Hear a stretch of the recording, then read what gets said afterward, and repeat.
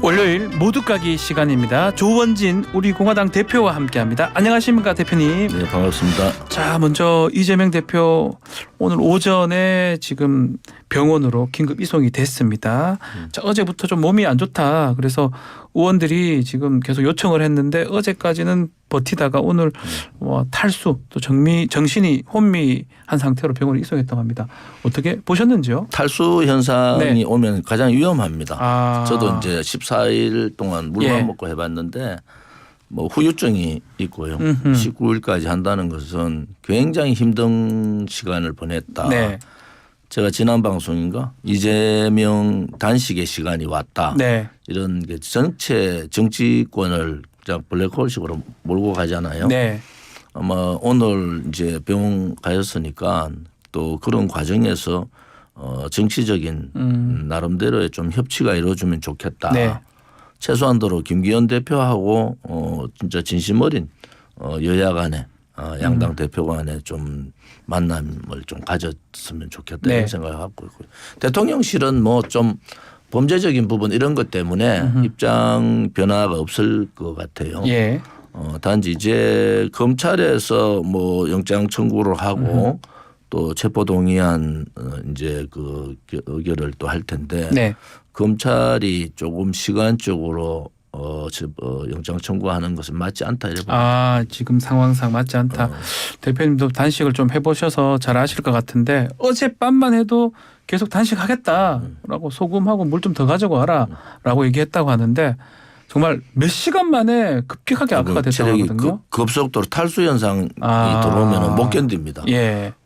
저도 병원 이제 의사가 매일 체크를 하는데 탈수 현상 들으면 혈압이 확 떨어져요. 혈압이 떨어져서 그러니까 예. 그때부터는 굉장히 위험하다. 네. 단지 뭐 여러 가지 단식에 대한 이런저런 뭐 꼼수 단식이다 네. 출퇴근 그런 단식 얘기가 또 얘기 있었습니까? 많았지만은 예. 저는 말씀드렸죠. 결국 단식 시간이 길어지면은 아하. 이재명 단식의 시간, 단식의 시간이 그 이번 전국 돌파에 역할을 할 거다 이렇게 봤는데 또 병원을 이제 가서 잘 회복하기를 바랍니다. 혹시 예전에 YS처럼 병원에서도 단식을 혹시 이어갈까요? 제가 얘기했는데 뭐 이재명 대표 생각이 예. 어떤지는 모르겠어요. 예. 그럴 가능성도 있다 이렇게 대표님 보는데 그때 누가 나보고 하더라고. 예. 너무 술을 너무 많이 가르쳐 준다고. 술을 라고 가르쳐 그런 준다고? 얘기 좀 하지 말라고 누가 그러더라고. 예. 그래서 그것은 아마 조금 전에 보니까 뭐 3배 정도 뭐 이런 네. 얘기인데 그건 아닐 것 같고 예. 추석 단식한 만큼 훨씬 더 저는 추석 전에 병원서 나올 거다 이래 봅니다. 아, 추석 전에 나와서 이제 활동을 좀 할 것이다. 이렇게. 왜냐하면 뭐 여러 가지 예. 그냥 병원에 있을 수 있는 상황. 예를 들어 병원에서 계속 단식 YS 같이 계속 단식을 하게 되면 예. 모르지만은 단식 안 한 상황에서는 저도 한 이틀 병원 있다 나왔거든요. 예. 근데 많이 후유증이 생각보다 한 6개월 있다가 후유증이 막 나타나고. 아, 후유증이 나타날 수 있다 이 말이네요. 자, 지금 그 와중에 뭐 저기 총리 해임 건의안 그리고 또 검사들 일부 검사들 탄핵까지 지금 한다고 지금 하고 있습니다. 어떻게 민주당 야당은 전략 예. 뭐 총리에 대한 해임 건의안 뭐 이런 거 할 수 있습니다. 야당은 그런 할 수 있는데 그게 이제 실질적으로 네.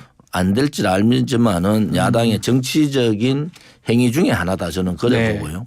검찰에 대한 것은 너무 탄핵 부분을 너무 그렇게 자꾸 사용하면은 나중에 중요할 때 아무런 의미가 없어지니까 아하. 검찰에 대한 핀셋 탄핵 뭐 핀셋 이런 부분들은 안 맞는 것 같아요. 안 하는 게 당시 이제 맞다. 총리에 대한 해임 예. 건의안은 전체 국정에 대한 예. 반대 입장을 표방하는 거 아니겠습니까? 네. 그래서 이번에 인사할 때 저는 사실은 총리나 물론 뭐 정기국회가 있고 네. 이래서 총리에 대한 전면적인 개각이 좀 필요했다. 음흠. 민주당이 얘기하는 전면적인 개각하고는 좀 다른 시각으로 네.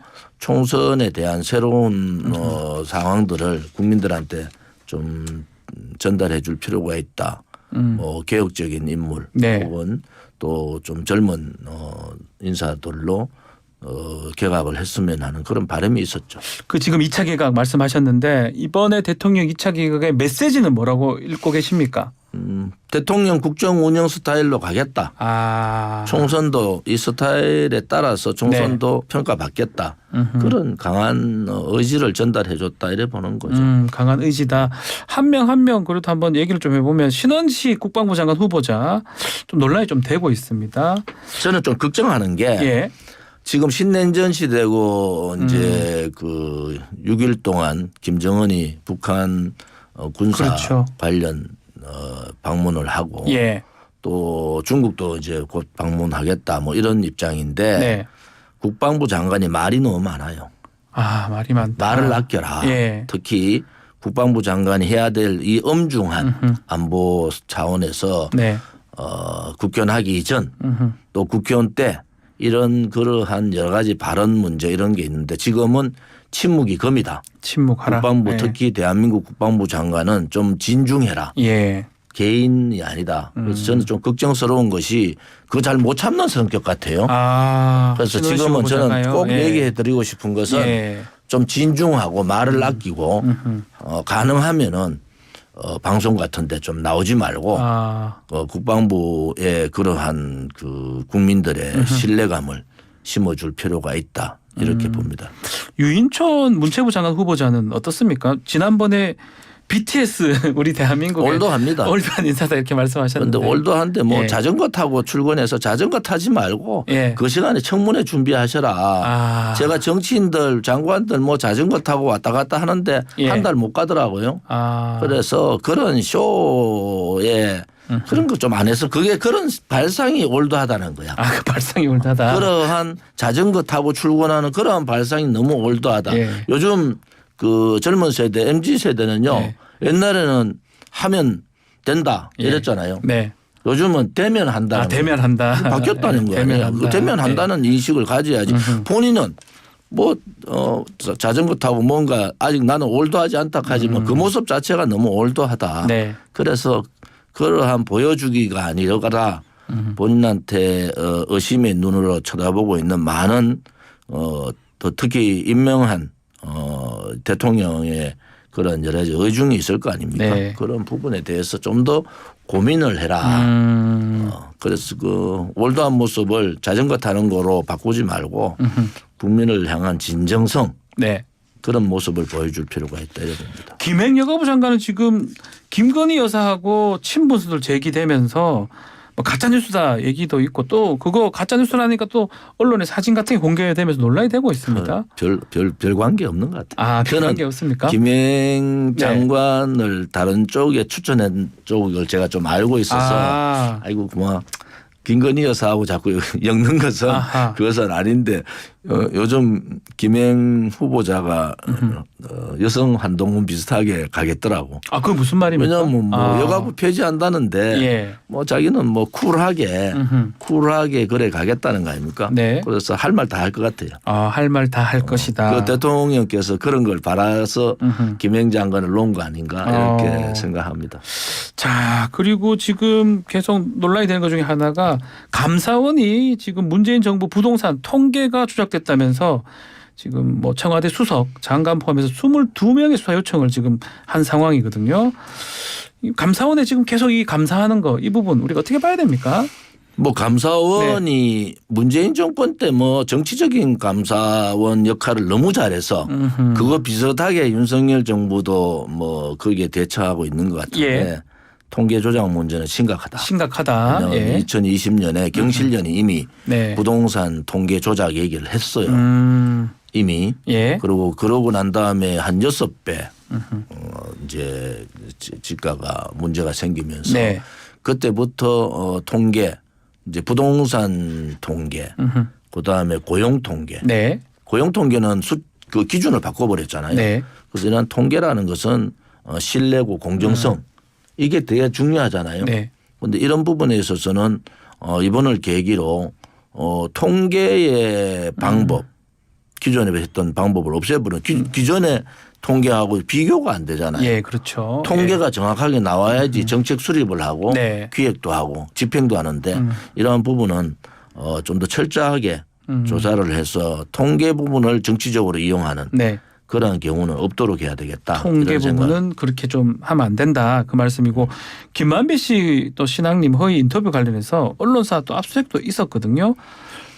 희대의 대선 공작이다라면서 배후에 이재명 대표라든지 민주당이 있다 이렇게 하는. 윤석열 정부나 국민의힘은 이미 총선 구도를 짜고 들어갔다. 예. 그것은 이제 민주당의 이재명 대표의 사법 리스크 부패 이미지 네. 플러스 공작 조작 이미지 이걸 더 씌워서 가겠다는 거 아닙니까? 네. 그런데 이제 그게 정확한 팩트나 증거가 없이 가는 것은 굉장히 위험하다. 그래서 지금 민주당이 이 문제에 대해서 예. 이재명 단식, 이재명 대표의 단식 하나로 겨우 버티고 있다. 민주당이. 그래서 민주당이 이재명 단식이 끝나가는 시점 지금 이런 시점에서 예. 어떻게 대처할 거냐. 뭐 여러 가지 방안에서 민주당이 뾰족한 수가 없는 것 같아요. 그래서 예. 민주당이 뭐 대통령실 앞에 가서 기자회견하는 거 단식은 목숨 걸고 하는 겁니다. 예. 그런데 민주당이 거기 가서 그렇게 하는 것도 야당스럽지 못하다. 가볍다는 거잖아요. 네. 한쪽은 목숨 걸고 단식한다고 얘기하는데 한쪽은 가서 왜 안 만나주냐고 뭐 비정하냐 이런 얘기하는 것도 좀 수가 낮다. 민주당 수가 좀 낮다 이렇게 보시는 거군요. 민주당이 이제 정기국회가 있지만은 이 정기국회에 민주당의 어느 정도의 그림들을 그려갈 거냐. 뭐 그런 부분에 있어서는 민주당이 방안을 못 찾고 있다. 국민의힘도 마찬가지지만 네. 국민의힘은 뭐 영상 대통령실을 안 볼 수가 없잖아요. 예. 역대 대통령 중에 저렇게 강하게 크립을 쥐고 가는 대통령이 없었지 않습니까? 그런데 뭐 국민의힘은 거기에 따라갈 수밖에 없는 구조적으로 그래 되어 있지만은 네. 민주당은 이재명 대표 단식 하나에 묶여가지고 그것만 있잖아요. 있었는데 이제 끝난 상황에서 내부 상황들도 조금 긴박감을 좀 느껴야 되는 거 아니냐 이런 생각을 합니다. 지금 말씀 용산 얘기를 하셨습니다. 그중에 좀 논란이 되는 게 용산 참모진이 차출된다. 뭐 또 국민의힘 지도부가 명단을 주고 긍정적 답변도 받았다 이랬는데 또 아니라고 또 이철규 사무총장은 얘기를 했습니다. 어떻게 보십니까? 정치권에는 비밀이 없습니다. 그러니까 뭐 아니라는 것도 믿고 예. 보냈다는 것도 믿어야죠. 둘 다 믿어야죠. 그런데 결국 이제 조금 그 비밀스럽게 하는 것은 옳지 않다. 네. 그러면 여러 가지 구설수가 많이 나와요. 그런데 오히려 뭐 용산 대통령실에서 뭐 대통령 비서실장이 이번 총선에 출마 의향이 있던 사람은 몇 월 며칠 시한으로 1차적으로 행정관, 예. 2차적으로 비서관, 뭐 수석들 이래 나눠서 나가라. 예. 의사를 분명히 해라 이렇게 공개적으로 하는 게 좋습니다. 오히려 그게 그렇게 하면서 뭐 입당도 해야 될 거고 또 경선이면 경선 절차도 밟아야 되고 네. 뭐 할 일이 많잖아요. 그래서 비밀스럽게 명단을 주고받고 이런 거는 조금 그 야합이라는 생각이 들고요. 네. 그런 입장으로 봐서는 좀 더 공개적으로 하는 게 좋다. 어느 대통령 때인지 몰라도 그렇게 했어요. 공개를 해라는 거예요. 공개적으로 나갈 사람 나가서 출마할 사람 출마 의사를 밝히고 나가라 이렇게 했거든요. 그래서 그것은 지금 상황에서는 그렇게 하는 것이 옳다 이래 봐요.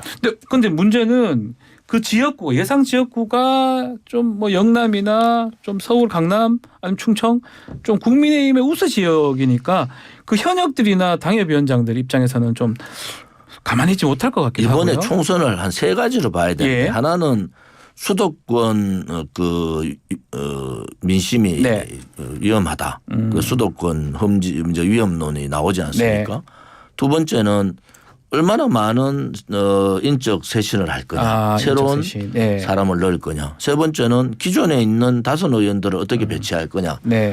이렇게 공천만 보면 그렇단 말이에요. 그래서 저는 뭐 영남권 특히 대구 경북은 한 70% 이상 평소 한 50, 60% 정도 하는데 이번에는 70% 이상 바뀐다. 교체할 것이다. 또 하나는 다선에 대한 재배치 문제는 지난 총선 때는 김영호 그 공천위원장이 너무 독단적으로 제가 볼 때는 말도 안 되는 뭐 그런 교체를 했는데 지금은 이제 수도권 인재들이 부재하다.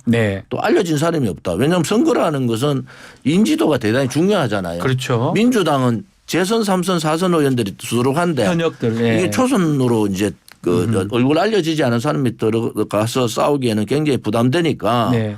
오히려 영남이나 충청권 뭐 강원도 마찬가지고 이런 알려진 사람들이 수도권으로 전진 배치하는 그러한 전략공천 네. 또 필요하다. 그런 선 어떻게 보면은 자기를 좀 버리면서 당을 살린다는 그러한 생각들을 가져야 되지 않느냐. 그래서 그런 부분에 있어서 우리가 세 가지 관점에서 우리가 네. 눈여겨볼 필요가 있다. 수도권 그리고 뭐 인적 영남 쇄신, 인적 쇄신 그리고 그다음에 다선들의 재배치 뭐 이런 그 부분들을 우리가 눈여겨 보면은 네.